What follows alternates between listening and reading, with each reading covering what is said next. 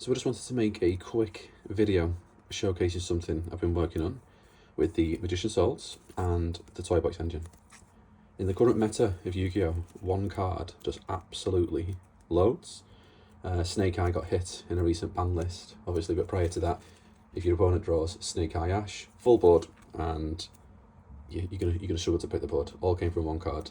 Yugioh, which is actually one of my favourite decks, to be honest. If Yugioh draws Nightmare Throne and it resolves one card, very difficult to break. Dark Magician is, and has always been, to be honest, one of the decks that I want to work, I want to see work. But if you've tried playing Dark Magician in the modern meta, you'll know Dark Magician can't do anything with one card. The card itself, Dark Magician, is terrible, let's be honest. So it's 2 card combos, it's 3 card combos, and in today's meta, if you're going to do a 2 card combo, and that 2 card combo resolves, good luck with that when there's so many hand traps running around, you need that 2 card combo to really pop off. So I've been cooking like a madman, and I just wanted to show something I've been working on with Magician's Souls and Toybox. Obviously you've got Preparation of Rites, we've got Illusion of Chaos, which is your Magician's Souls, additional copies of Toy Soldier, which is your Toybox. This specific combo, you do need to hard draw the Toybox. This isn't a deck list, I just want to add. It's more of a just showing what you can do with these 2 cards alone, the board you can build with just these 2 cards. I'm going to leave these face down for now, really doesn't matter what they are. And the other thing I'd add is that it's not a deck profile. This is also not a, Dark Magician deck, pure Dark Magician deck. He's in there, we'll be using him.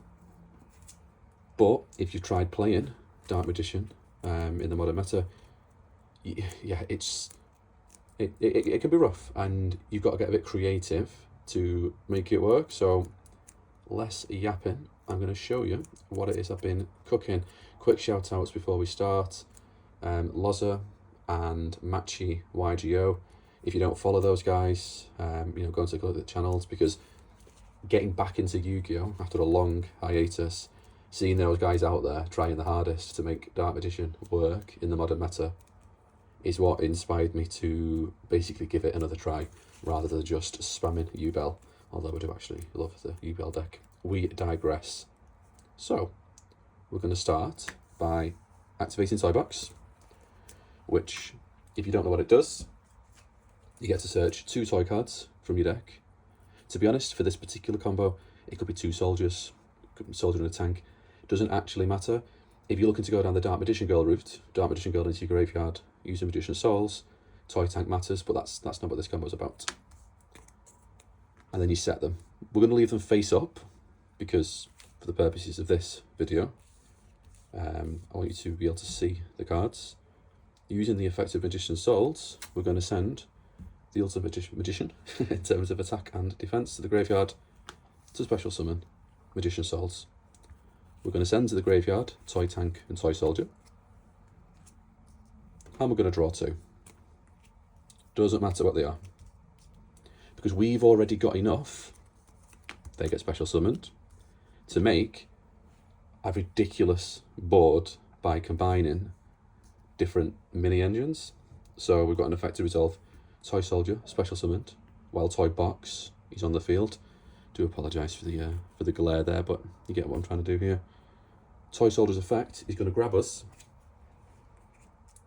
Dogmatica, Ecclesia, the Virtuous.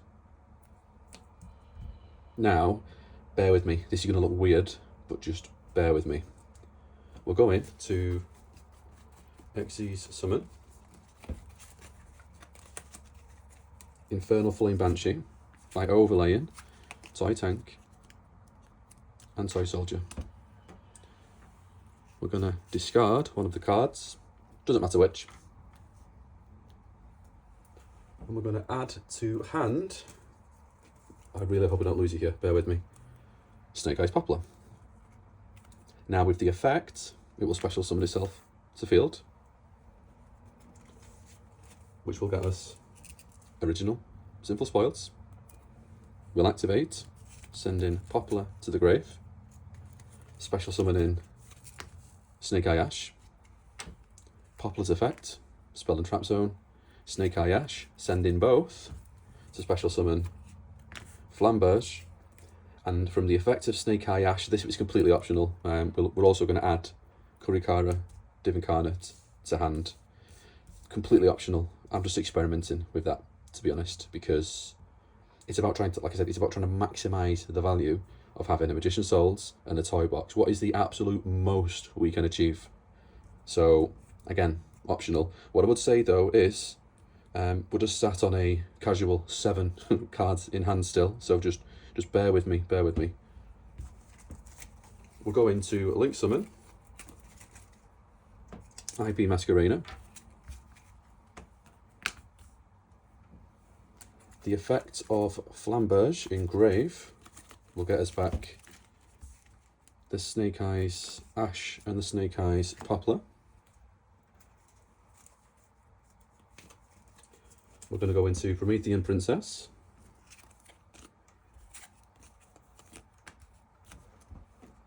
Bring in the Flamberge back. Flamberge is going to put IP Masq, Spell and Trap Zone. And then we're fire locked at the minute. We definitely don't want to be fire locked because this isn't a Snake Eyes board.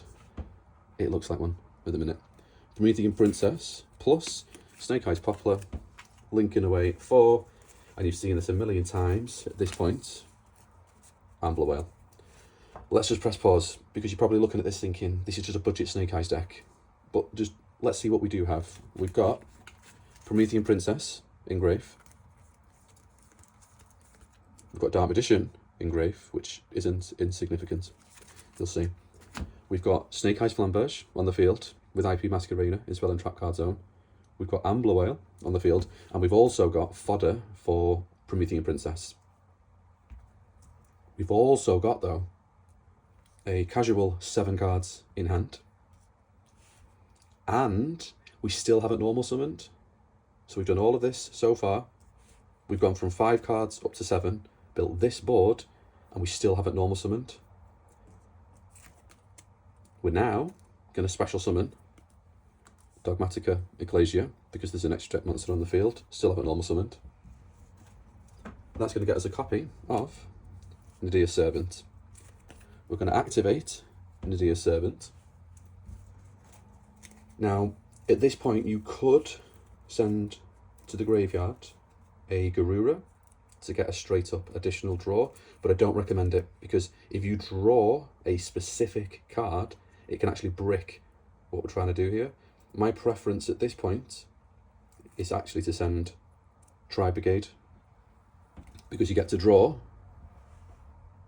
take one of the cards from your hand and put it underneath your deck. So if you've drawn a Garnet, this card can fix that for you. If you haven't drawn a Garnet yet, and you use Garura to just get a straight up draw, you draw into the Garnet, it can actually ruin what you're trying to do. And if you look at this point, we're going to add to hand, of course, Dogmatica Maximus using the Nadir Servant. We've still got 7 cards in our hand. We still haven't normal summoned. You don't want to risk bricking your combo for the sake of 1 draw when we've already got this. We're going to special summon Dogmatica Maximus, and we'll remove from the graveyard for cost. Doesn't really matter which, to be honest. It could be Tri-Brigade, it can be Infernal Flame Banshee, doesn't really matter. We'll get rid of the Banshee. We won't use its effect though, because we do need the monster zone. You'll see why. Dogmatica Maximus effect to send 2 extra deck monsters to the graveyard. We're going to send Albion, the Branded Dragon, and Titaniclad, the Ash Dragon.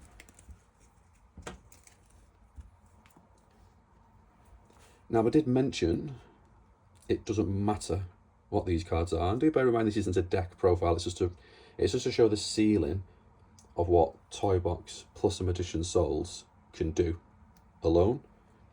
But I will flip these cards over now, just to give you a bit of an idea of some of the tech cards I'm experimenting with.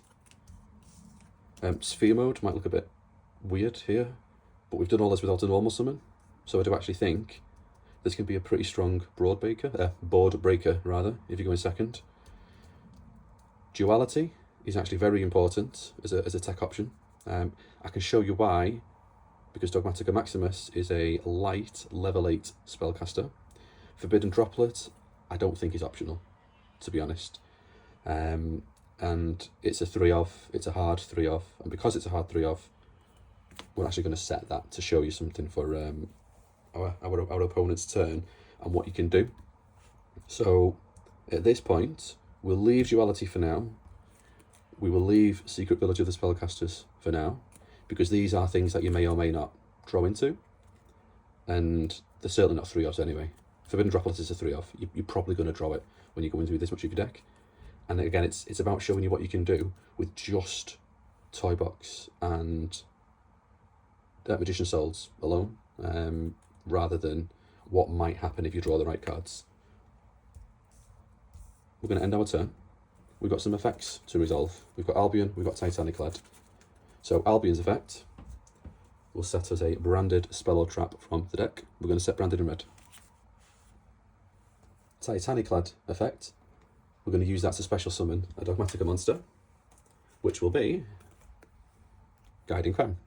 Guiding Quem effect, Fallen of Albaz into the graveyard, and by now our opponent's probably fallen asleep because they're not used to seeing such ridiculously long combos from somebody special summoning Magician Souls. So we end our turn. There's a couple of things we can, there's a couple of ways we can take this, depending on which tech options we threw. I'm going to show you the standard option though, because the standard option now is that during our opponent's draw or standby phase, I personally would go for the draw phase.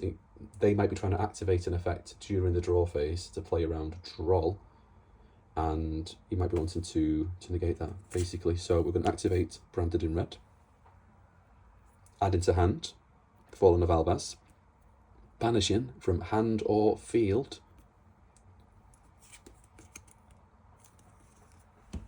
we're going to special summon, fusion summon rather, a copy of Albion the Branded Dragon. Albion effect, banishing from field or graveyard. You didn't think we forgot about this guy, did you? Pop my graveyard back to special summon Dragoon. Spoiler alert there, by the way.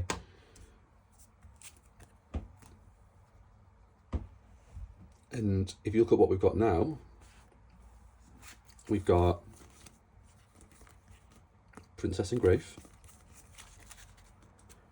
we've got Dragoon on field, we've got Flamberge, IP Masq in Spell and Trap Zone, we've got an Amblo Whale on field, we've got the fodder, of course, for the Promethean Princess.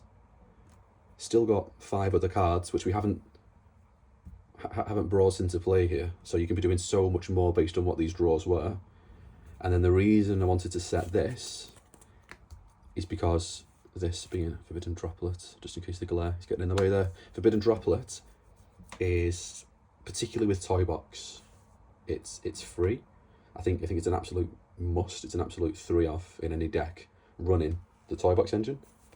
But then more specifically what we'd be doing here is if your opponent commits to their normal summon, or maybe they bait out Dragoon's Negate, and then try and pull off a normal summon, which their deck needs, we're going to Forbidden Droplet, and then we're going to sack, let's say we haven't drawn a Duality, we'll just get rid of Maximus.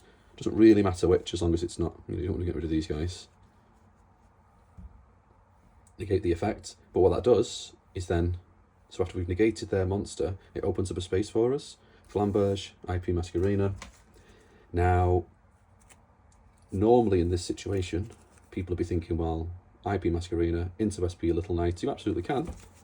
But also, we could be looking at IP Masq plus Amblo Whale into a Nightmare Gryphon. And then we've got a Nightmare Gryphon lock, potentially with the Red Eyes to protect the lock, assuming Red Eyes hasn't had to use his negate yet. And we've still got 5 cards in hand for the, for our next turn, assuming our opponent does actually manage to break through this board. And I get it, they can hand trap you to death so you don't get to meet the board in the first place. They can Dark Ruler no more, they can Forbidden Droplet. There's There's plenty of ways to break the board, but looking at this, I don't see, or haven't seen, other or similar examples to, if we go back to the beginning, just these 2 cards alone did all of that. Just these 2 cards. And you look at the card advantage that generated for us as well, some of the potential tech options down below. Like I said, this isn't a deck list. These did all of that, just from this as a starting point. And just as a bit of a kind of last thing, if I just rewind the game state a little bit, it's going to look a bit messy while I do it, so please do bear with me, because I just wanted to show you what you can do if you did draw the duality, which is something I'm experimenting with as a tech option, because it can actually do a lot for you. So he's going to go back over there, and Whale back where he was.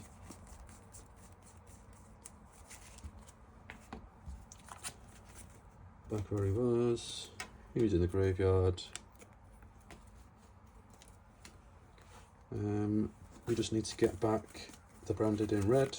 There it is. Put back the forbidden droplet. There it is. And yeah.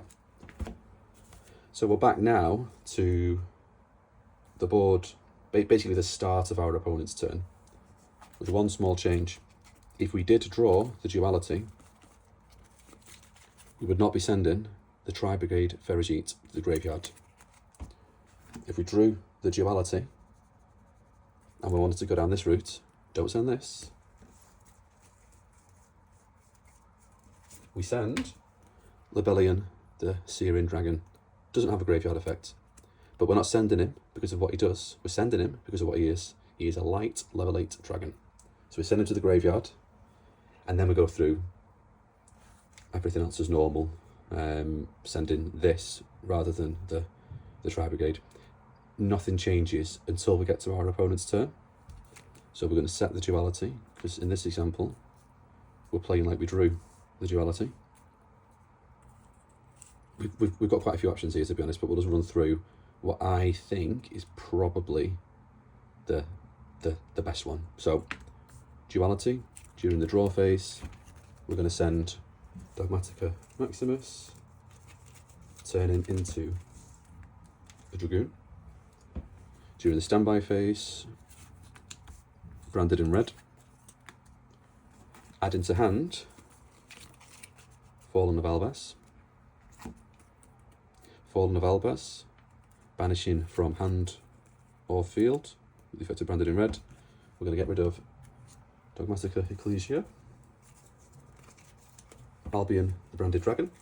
We're going to use its effect to banish a light level 8 dragon from our graveyard, along with itself, which is a dark level 8 dragon,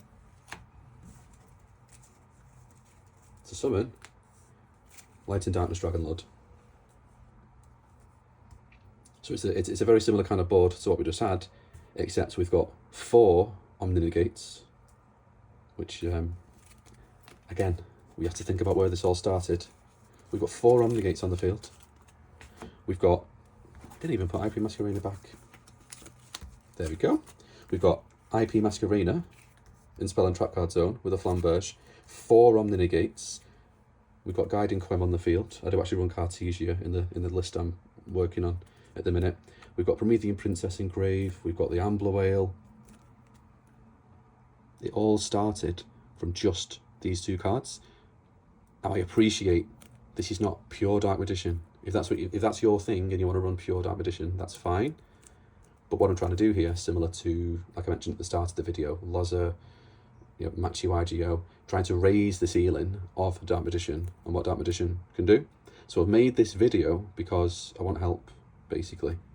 I think I'm onto something. I think I'm cooking. You might disagree. Tell me in the comments. That's fine. I can handle it.